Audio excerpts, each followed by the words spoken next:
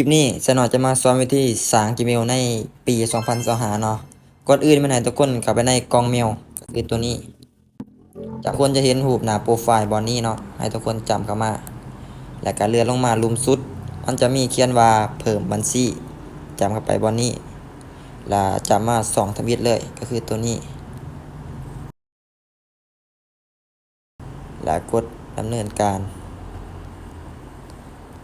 จุดประสงค์ของเราก็คือเราจะสร้าง Gmail ใหม่เนาะเข้ามาบอนสร้างบัญชีแล้วก็มาตัวทำอิฐเลยสำหรับการใช้งานส่วนตัวของฉันทุกคนใส่ชื่อและก็นามสกุล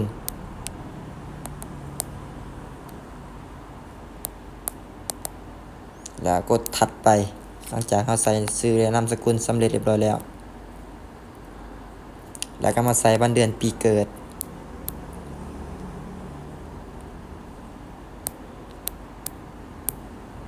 เพศ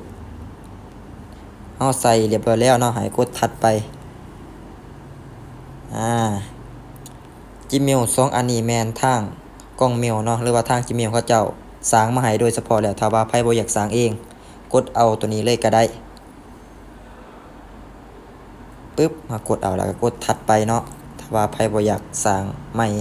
ทาง Gmail เขาเจ้าส่งมาให้โดยเฉพาะถ้าว่าเราเลือกแล้วเรียบร้อยให้ทุกคนกดถัดไปเลยตัวนี้แม่นเราสร้างรหัสของ Gmail เนาะ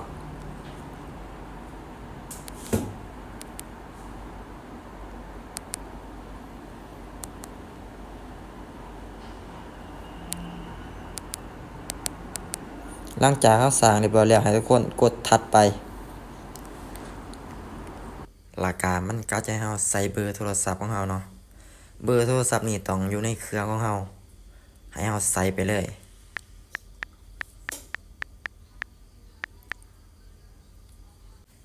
แล้วก็ให้เรากดถัดไป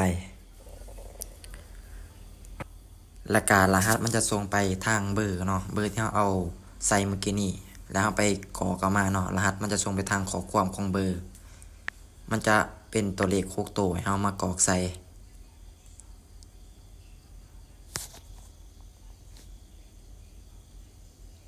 แล้วก็อย่าให้เวลาเบิดเนาะเวลามันก็จะนับอยู่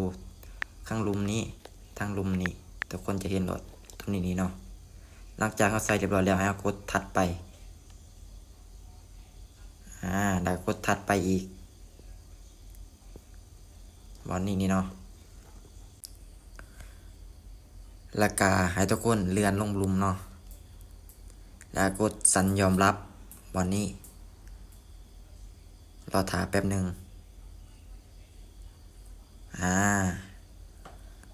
สำนีกาสำเร็จเรียบร้อยแล้วเนาะวิธีสร้าง Gmail ในปี2025